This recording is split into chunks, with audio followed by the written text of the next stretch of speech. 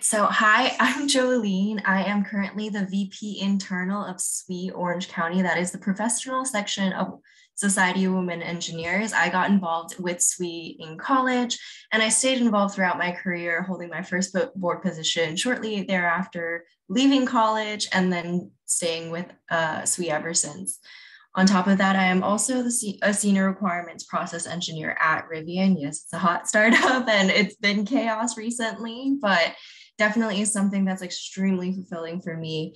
I also am a FIRST Robotics alum. So I was in FIRST Robotics in starting like 8th grade, somewhere between 8th and 9th grade, and all the way up until junior year when I ended up going to college shortly thereafter. So with that, I wanted to share with you today a little bit more about Society of Women Engineers. Maybe you've heard of it, maybe you haven't, but if not, we're giving everybody an opportunity to level set their understanding of SWE. So we call it SWE, Society of Women Engineers. It is a national organization. It is a nonprofit organization run by some really incredible women furthering our careers. So our mission is to empower women to achieve their full potential in careers as engineers and leaders, expand the image of engineering and technology professions as a positive force in improving the quality of life, and demonstrate the value of diversity and inclusion. We know from a financial and an innovative standpoint, diversity is such a huge point that we need to hit to get our bottom lines up. So it's definitely something that we are helping drive along. There are 3 pillars within SWE itself. They all start with A, so I'm going to go over them now. The first one is aspire. The first one being the thing that we want to be always. It's always something that we want to look at. We always set goals for ourselves and we aspire to go forward with that. Then we advance. Of course, once we've set a goal, we want to advance it forward. We want to grow in that regard and move on. And then after that, we have achieve. After aspiring and advancing, we're looking at achieving. So what does that look like for your career in and of itself?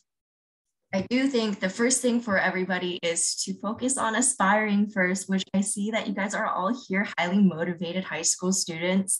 This photo was taken in 2011, maybe 2010, when I was a sophomore, junior in high school. This was the first robotics competition, our robotics competition of the years. We were trying to play like essentially tic-tac-toe with pool floaties, as you can see.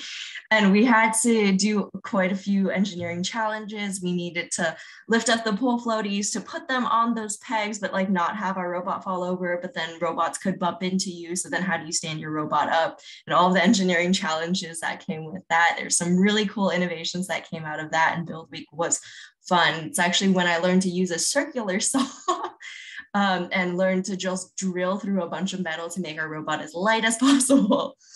So it's definitely something I'm proud of you guys all for attending today.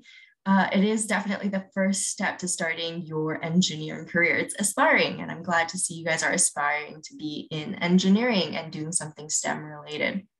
The next part is achieving or advancing. It is looking at getting your education, which of course you guys are finishing your high school education, then you'll go on to either a community college or a 4-year university majoring something engineering or STEM related. Chances are, hey, shout out, we have scholarships, blatant plug there. There will be more details on that on the end. But we want you to get your education because that is one thing that nobody can ever take away from you. And it's definitely something that I found very powerful in my career, going from the insurance industry to the solid state drive industry to automotive industry. That education that I've gotten has never been taken away from me. So no matter what happens, everybody knows like, oh, but she can do it because she got her education. Now, of course, if that's not a financially feasible option for a lot of people, sometimes it's not. There's also certificates that you can look at. There are quite a few people that go through a professional certificate type route. So that would be like coding boot camps, UX, UI boot camps, trade schools, even to get a little more education in terms of getting into the STEM field.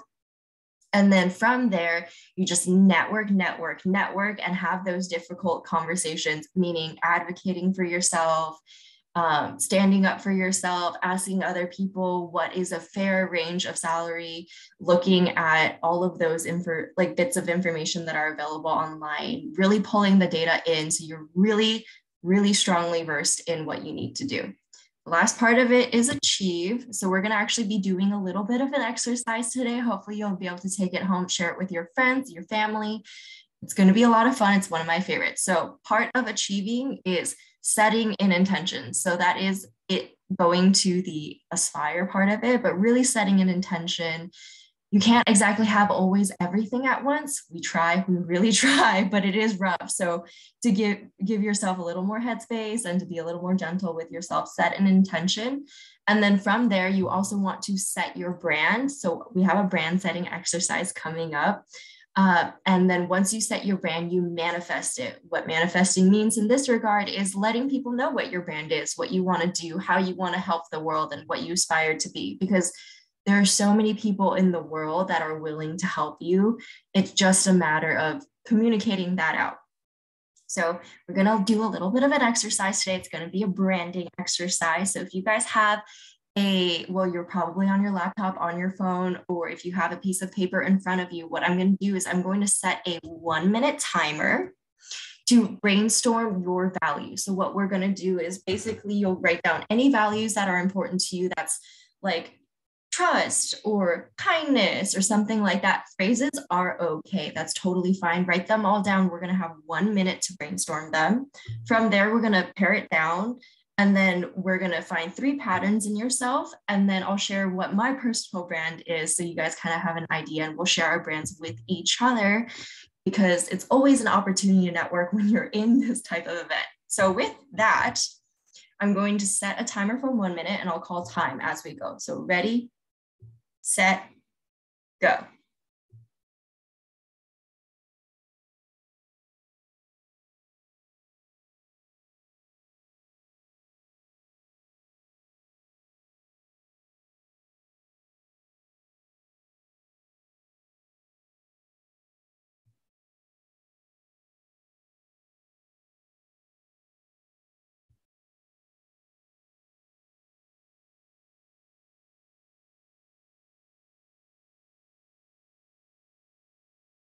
We're a little over 30 seconds in, so get brainstorming.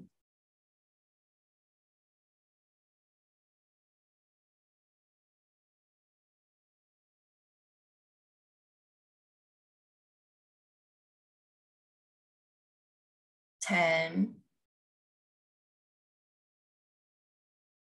5, 4, 3, 2, 1. All right, pause.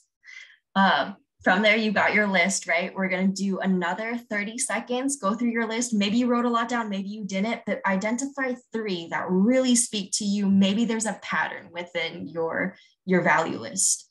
Okay, so ready, set, go.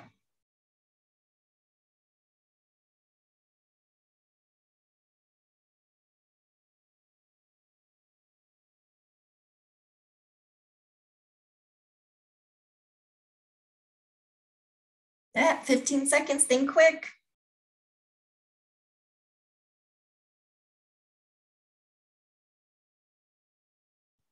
5, 4, 3, 2, 1. Okay, stop. Okay, so I know it feels like I rushed you guys through it, but it's actually by design. I want you guys to go through, these are things that are top of mind, right? So this is readily available saliency within your minds. It's like things that are important to you probably are at the top of mind. Chances are you're going throughout your life doing that. So basically the premise of this is now you've identified your 3 pillars. Those are your 3, the 3 pillars of your brand. So feel free to drop your brand into chat. I'll explain a little bit more about this exercise. So this entire exercise, I have a professional coach and a psych kind of combined. And what they did is they had me do this exercise, and it was absolutely wonderful because I didn't necessarily know what I wanted to do or who I wanted to be. So what I did is I did this exercise, and the science behind this exercise is it's kind of based in self-efficacy and positive psychology, where you have an idea, like, you know who you are at the core of you. And when you're starting to hurt, or maybe when you're feeling lost or confused or frustrated, it's probably because somebody did something or said something, or you're in a situation where you're not allowed to be your full self. So now that you got this kind of information, really drive towards it in everything that you've got. I see a lot of similar ones to mine. So mine, I'll share it now, is I have 3 pillars. They're kind of synonyms, but I put them together because it does show you the texture within the information I'm trying to share. So warm and empathetic. I do want to be a warm and empathetic person. I want to make sure that people around me care or are cared for, and that they know that I care and that they're never alone. The second one is competent and resourceful. The spiky person in me really likes to be a know-it-all. It's always been a trait. I think it's going to be a trait that die hard. So I'm going to just own it and I'm going to just be competent and resourceful. It's part of my brand now. And then the last one is brave and pro-social. That means that I do go out of my way to advocate for people who are less privileged than myself, and something that's really important to me. I'm seeing a lot of folks have some amazing brands dropped into chat. I really hope that you guys do connect with each other at some level, because it would be absolutely wonderful. This kind, empathetic, positive, communicative, loyal group of people. Wow, you guys, just, can we all be friends, please? It sounds amazing. Okie dokie. I hope that was a good brand exercise for you. Do keep that, like, keep it in your binder reminders. You guys still get that, like, agendas from school. Keep it in your binder reminders, in your agendas. Keep it on a post-it, put it on your laptop. Make sure that you look at it every day, because it's really going to give you a lot of clarity in your actions going forward. I also do recommend, if you want and you're just curious, make your friends do this exercise too, see what they come up with, because people change with time, and it's kind of fun to see that growth over time. I've done this exercise now for like 3 years running, and interestingly enough, these pillars have stayed the same for me, but that's because I'm pretty stubborn. It's not a value of mine, it's just a characteristic.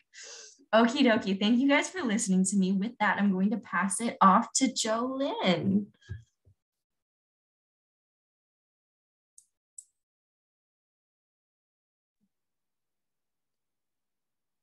Hi everyone, I'm Jolynn and I'm a current high school junior, and I'm also the Vice President of Business as well as the electrical lead on Team 3476 Code Orange from Irvine.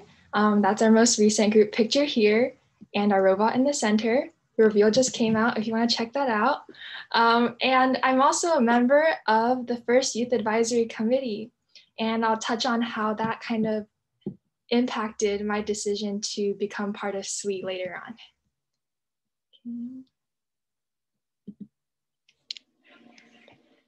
So my FIRST and STEM journey actually started out pretty early on.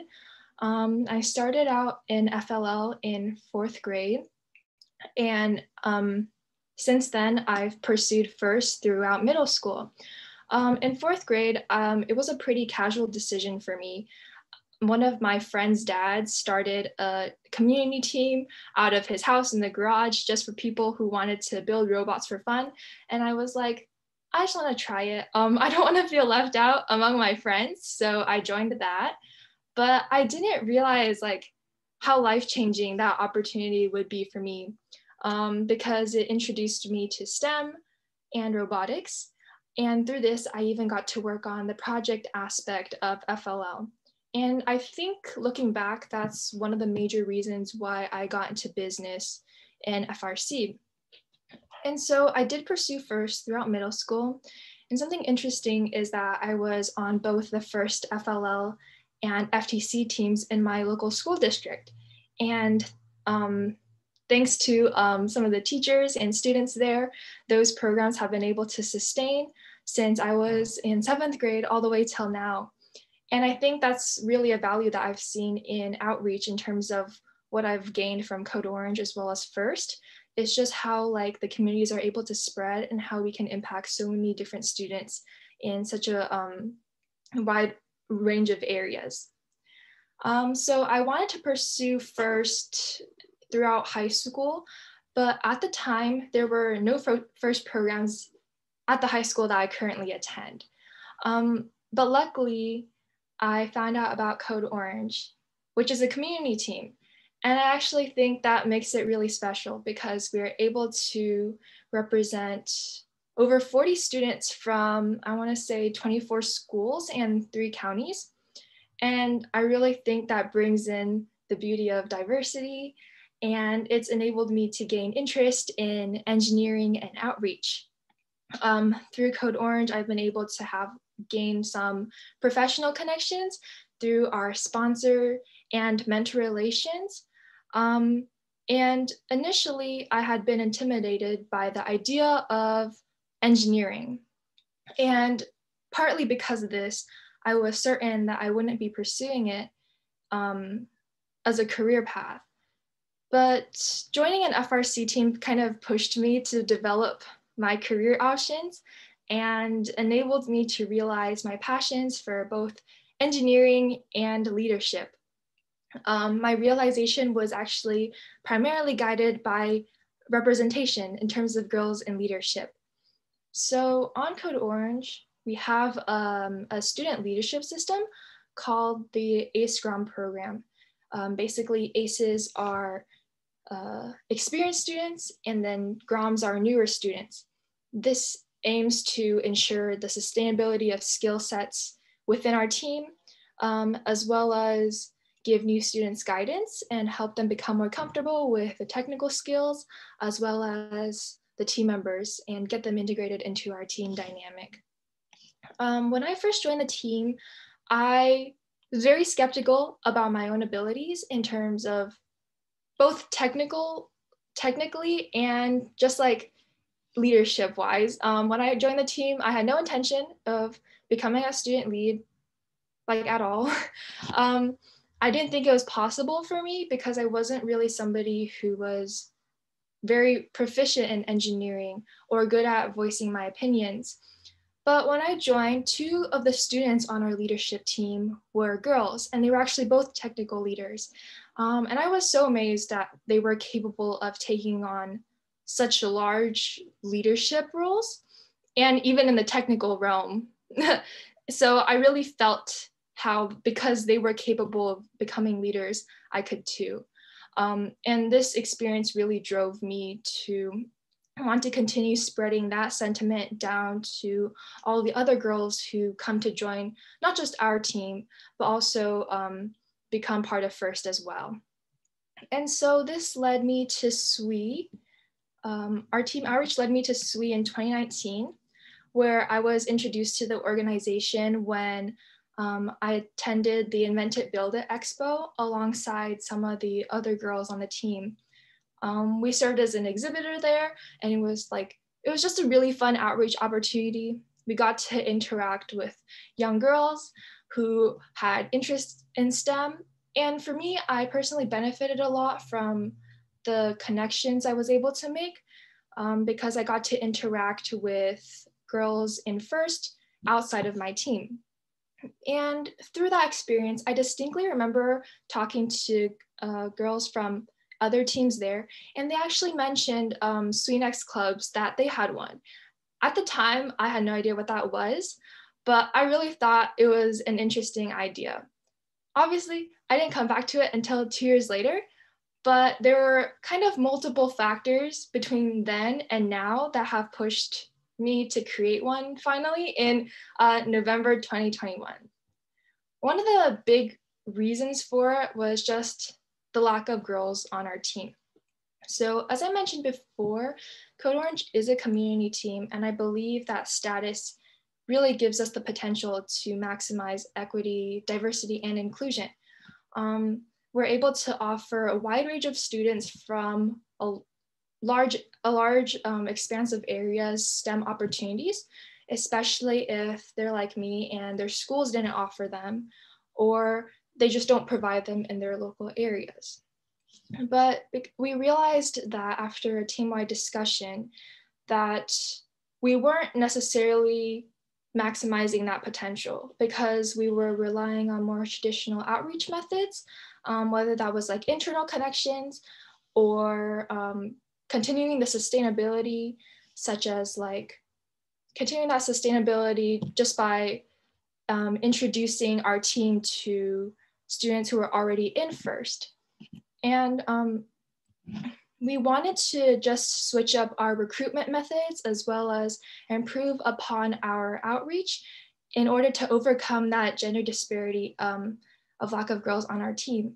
And so currently, this is still something we're trying to work towards, but I hope with the implementation of a SWE Next Club as part of our team, for the upcoming seasons, we will work towards our goals of introducing more girls to first.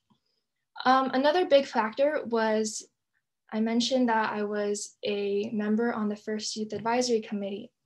And I've been really grateful for the opportunities that I've gained through First, especially this committee, because it's really allowed me to broaden my scope of First in terms of the people that I've met, since I'm able to work alongside First HQ, as well as students from all across North America.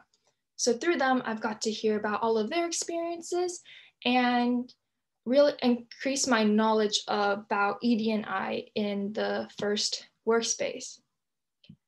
I also just wanted to create a support system for girls to empower them as leaders in STEM. That first experience I had in terms of empowerment and giving me the confidence to pursue leadership roles and STEM is something that I really want every girl who joins the team, as well as participates in First, has the opportunity to experience. Thank you so much, Jolyn. We do have a question live from the audience. I'm wondering if you're willing to take it now. Yes, let me try to access the chat. Oh, here, I can read it to you if you like. Okay. Cool, thank you. Yeah, of course. The question we have is, how did you pursue professional connections with sponsors or mentors for your team? Oh, okay. So we're really lucky to have a lot of like corporate connections within our team. We pursue these just by maintaining our lasting relationships. We've been able to establish strong corporate relationships with companies since 2012, which is very early on in terms of how long our team has been around. And through them, we're able to gain resources such as like our practice field, which we open up to all teams, and we're able to spread the spirit of First, as well as see the tight-knit nature of relationships that we can establish within the First community. We also pursue this by holding annual demos for our sponsors. And through these, we promote First by sharing, by promoting our team, as well as just sharing opportunities to mentor and join FRC teams for employees and their children. We introduce them to First teams in their local area in hopes that there will be some way of accessibility and to encourage them to join a program through that. We have, and I really think one of the crucial things that we've gained through the relations is mentorship. We currently have, from one of our major sponsors, we have 6 mentors, and they really guide us to become just better people and leaders overall, and they've given us crucial exposure to STEM careers. Awesome. Thanks so much. So I have another question for you that came up. Can you explain a little bit more about your experience on the First Youth Advisory Committee, or what you've learned from it? Yes, definitely. So I've been serving on it since June of last year, and it's a committee that aims to champion equity, diversity, and inclusion on a global scale. And through this, I've been able to develop really valuable networking connections that I believe the First community can really offer. So I've been able to work with students from all across the continent, and all of them bring in something new, and it's enabled me to really learn about the value of diversity, especially. We all go to different schools and different types of schools, and one member is even from Canada, so we get kind of that international exposure. And through my time there, one thing I really took away from it was just like how like organized it was. So I've been able to take away some leadership experience from there in terms of how I want to organize our action plans and initiatives in the upcoming season. We've been able to start further our discussions through marketing initiatives, which are on the Instagram. I didn't link that, but if anybody wants to check that out, it's first.yac. Thank you. Awesome. Thank you so much.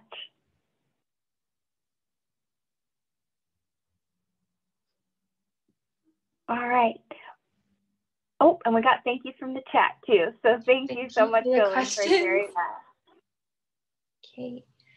So our SWE Next Club is relatively new, but one of our main goals, and this is team-wide too, is just to be more active in, well, reaching out to girls and everyone else, but specifically girls in terms of SWE Next. As I mentioned before, we realized that we weren't exactly leveraging our status as much as we wanted to. So we want to rework our recruitment and our outreach in order to be more considerate of that. And some of the plans we have in place actually are to work with local Girl Scout troops. We have plans to host a programming workshop to them in hopes of inspiring them to get involved in STEM. And also are planning to host a robotics merit badge event. This is something that we've piloted with local Boy Scouts and are hoping to spread to Girl Scouts on a larger scale after this competition season. And then I hope to encourage team members as well as all of you to start SWE Next clubs at both their schools as well as your teams. Since we're able to represent such a large range of schools, I hope to bring SWE Next to my own school in the upcoming future. And some of the other girls on the team have expressed interest in spreading SWE to their local areas as well.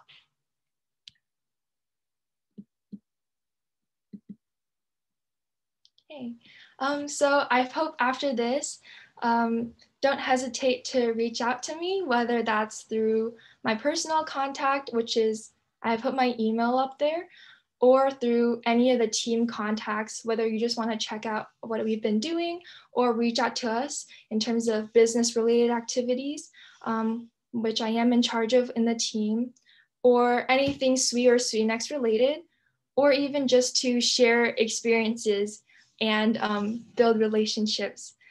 I manage all our social media platforms, so I will get to DMs and comments, and I would love to connect with all of you. Thank you. And after this, we will transition into the collegiate section of this presentation.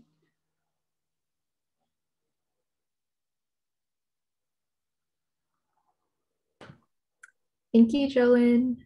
All right, can everybody hear me okay? Yes. All right, hi everyone, my name is Elizabeth Chu. I am a third year mechanical engineering student at UC Irvine, and I am the current president of SWE at UCI. My pronouns are she, her, hers, and outside of classes and SWE, I'm also on the UCI Hyperloop team, HyperExcite, that's that top left image up there, and I'm also working as a part-time R&D engineering student contractor for Medtronic. All right, so my FRC and SWE journeys really nicely intertwine. When I was in 8th grade, I knew I wanted to go into engineering, but I had no idea what kind of engineering. So sophomore year of high school, I joined my high school robotics team. And since my high school was an all-girls school, my robotics team was an all-girls team. So it was a really cool experience. And my first year, I was on the electronics sub team. And then after that, I was co-captain for 2 years. And we were an FRC team for my sophomore and junior years. And then we switched to MATE, which is like a underwater robotics competition, if you're not familiar with that one. And even though I was never on the mechanical sub team, I was always really interested in the mechanical design of the robot. So FRC was actually the reason why I chose to study mechanical engineering in college. And I really loved my time on FRC, and I really wanted that same sense of community and empowerment in college. So that led me to SWE, and I only ended up applying to colleges with SWE sections, which was a fantastic idea in hindsight. So freshman year at UCI, I was a really active SWE general member. And then somebody on board at the end of my freshman year was like, hey, you seem like you really love SWE. Maybe you should run for board. And so I did. I was the outreach co-chair my sophomore year.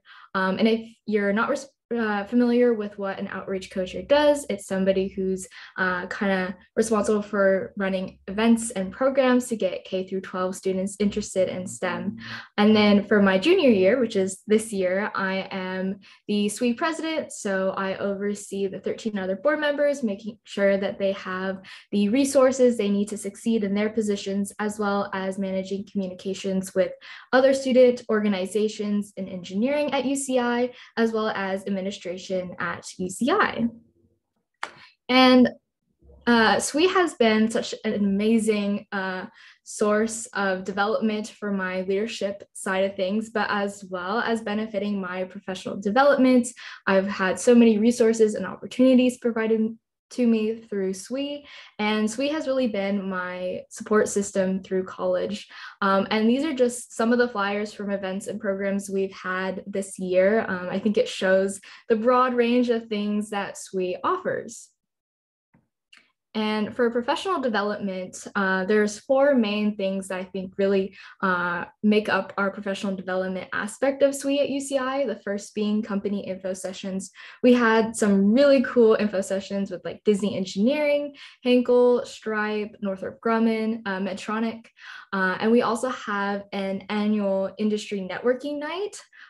So instead of talking to industry reps at a career fair where you're like tossing a resume into a giant pile, hoping that they look at your piece of paper, students at our big networking night get to sit down, have dinner with industry reps, get really into a deep conversation of what does an engineer do at their company, what the company culture is like. And in addition to networking events like this one, we also have resume, LinkedIn workshops, interview prep. And then the last aspect of professional development has had a significant impact on me. So the national SWE conferences have been amazing to experience. I've been fortunate to attend the last 3. And if you aren't familiar with what a national SWE conference is, they bring a bunch of industry speakers that talk on a bunch of different topics. There's a giant career fair, and you're in such a welcoming atmosphere of like-minded females in engineering, as well as allies or other underrepresented gender groups in STEM. So it's just such a powerful event. And a funny story is that when I was in my first quarter of college, I was really struggling in physics. And that was a source of a lot of imposter syndrome, because I was like, I'm in mechanical engineering and this is what I want to do, but I can't seem to do physics. And the We19, that was a conference from 2019, fell on the day of my physics midterm. And the keynote speaker that day was a Disney engineer. And at that time, I really, really wanted to work for Disney engineering. So might sound crazy now, but I Ubered from Irvine to Anaheim, saw the keynote speaker, and then Ubered back, and I took my midterm immediately afterwards. And while it seems like a crazy decision, I do not regret it. I remember sitting there and I was just wowed. was like, this is who I want to be in life. All my imposter syndrome is gone. She accomplished all these hurdles to get to where she is now. I can take a simple physics midterm. Yeah, I actually didn't end up doing too great on that midterm, but it felt great. I was like, wow, I'm a, powering through. This is great. I actually did end up doing well in the class. So the story has a happy ending. But yeah, so that brings me to resources and mentorship. So SWE also offers workshops on academic success, class registration, study tips. An event that we've been doing a lot recently that's one of my favorites is our yoga distressors during midterm season. And then a program that's really near and dear to my heart of SWE UCI is the mentorship program. So younger students are paired with an older student in the same or similar major. I joined when I was a freshman, when I was a little mentee, and now I'm the mentor. But my mentor, she's still my mentor. She's amazing. She has just been one of the biggest role models in my life, not just in engineering, but it's just been so phenomenal to have her to look up to. And she's been sharing tips and tricks to succeeding at UCI in engineering. And the funny story is that she was the president of SWE UCI before me. So it's just been so phenomenal to follow in her footsteps and have her guiding me through college. And then lastly, SWE UCI gets a lot of opportunities thrown our way, whether that be scholarships, programs, job postings. So we compile those for all of our members and then send it out in our Discord and our newsletters. So it's really nice for our members to just have all of those in the same spot. And then the last aspect of SWE's impact on me is the community and support. So SWE has really been my support system through college. I vividly remember my first day of classes at UCI. It was a physics class, was my first class, and I was one of 4 girls in a class of 42 students. And coming from an all-girls high school, that was pretty jarring. So it's just been really nice to come from these male-dominated classes to going to SWE meetings at night and just being in a group of people who know what you're going through, who share the same stories, can share tips and tricks, to making sure your voice is heard. And it's just a wonderful, wonderful community within UCI engineering. And I really have made some of my closest friends through SWE, whether that was as a general member or as a board member. And something SWE UCI has really been working on is community awareness. So recently we did an allyship workshop with SHIP, NSBE, QT STEM, and MAES at UCI. If you aren't familiar with those organizations, the first one is the Society of Hispanic Professional Engineers, the National Society of Black Engineers, Queer and Trans in STEM, and Latinos in Engineering and Science. So that was definitely one of my favorite events we've put on this year.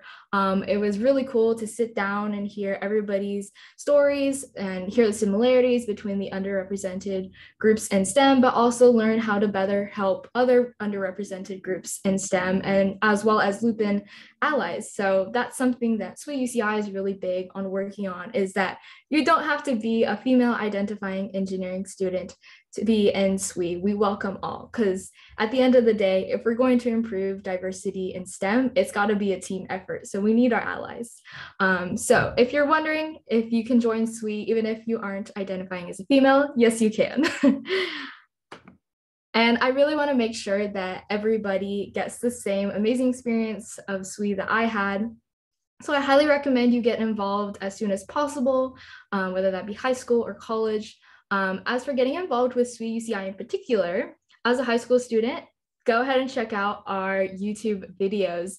So my co-chair and I, when I was an outreach co-chair, it was the time of COVID. So we had to do virtual events, and another thing we did was YouTube videos.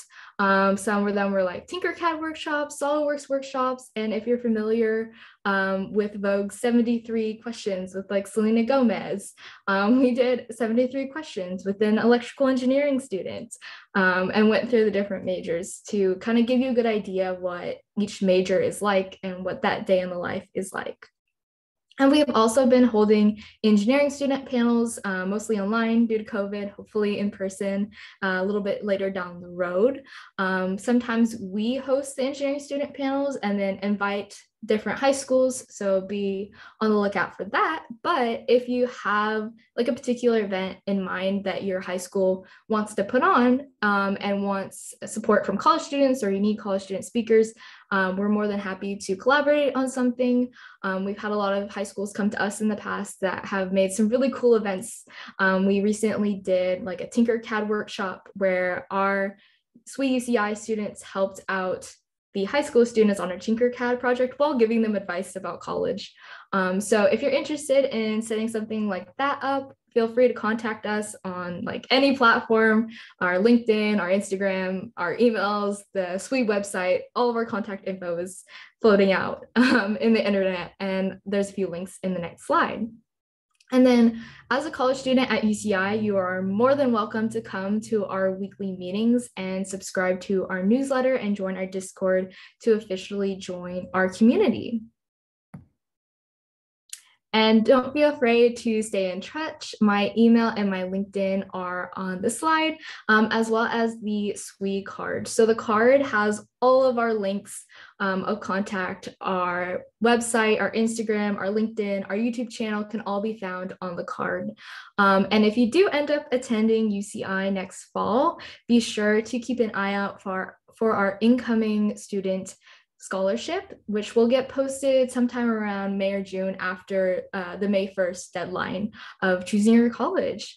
But yeah, thank you so much, and I'd be happy to take a few questions.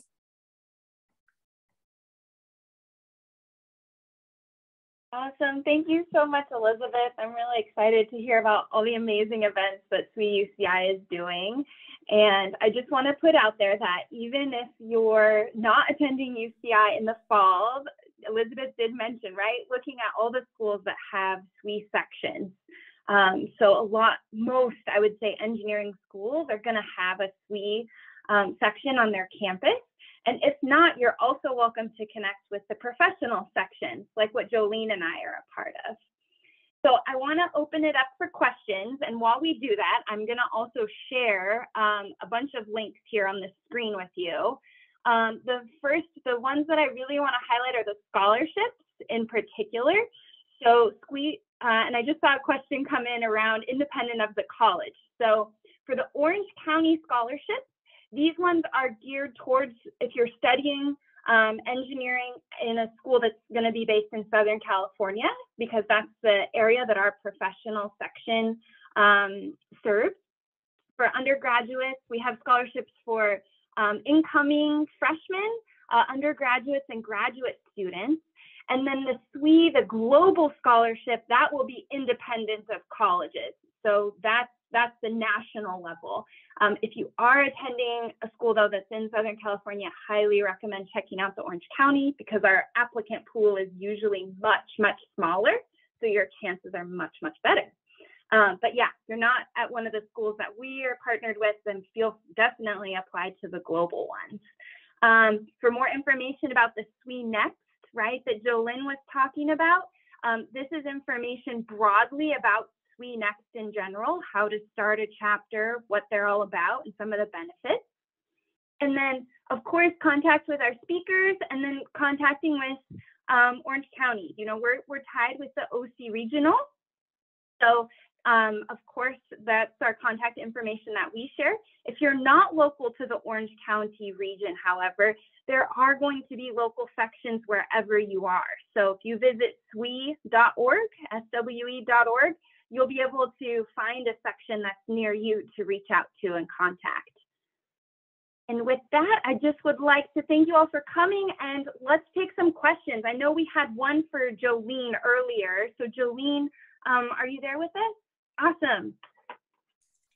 So one of the questions we had from the audience was regarding your experience with FIRST, and specifically what skills or values did you learn from FIRST that carried into your college and your career?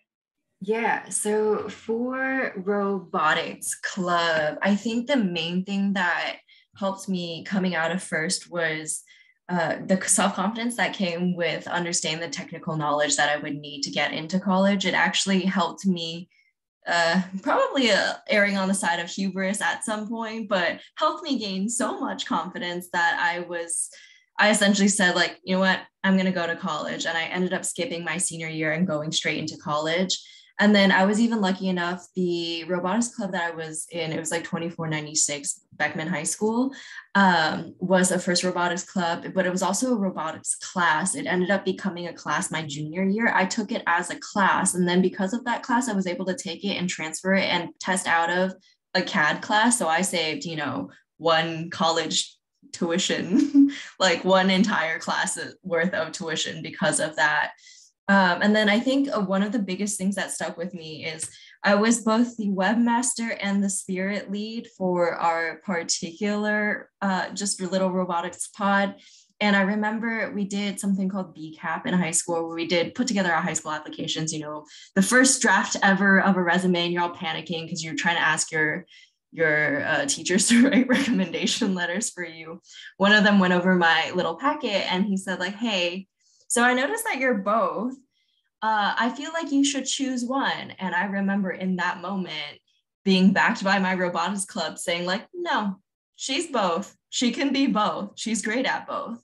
And that really did, like, really shape my personality going forward, because I am not afraid of being, bubbly and feminine and smiley and talkative, but I'm also a really technical engineer. And I show that in kind of how I accomplish things in the workplace. And it's interesting because even to this day, it shows up in my performance reviews. Like, yeah, Jolene has great empathy. And also she helped us architect this entire database that nobody could solve.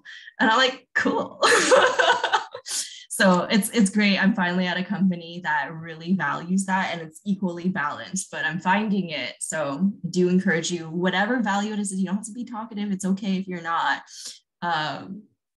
Just be yourself. You're gonna find places that value you for you. Yeah, so important. It's not, like you pick one and that's the end, right? There's a lot of flexibility and movement through our careers for sure. Do we have any other questions from the audience? You can feel free to drop it in the chat or come on live if you'd like to join us over audio as well.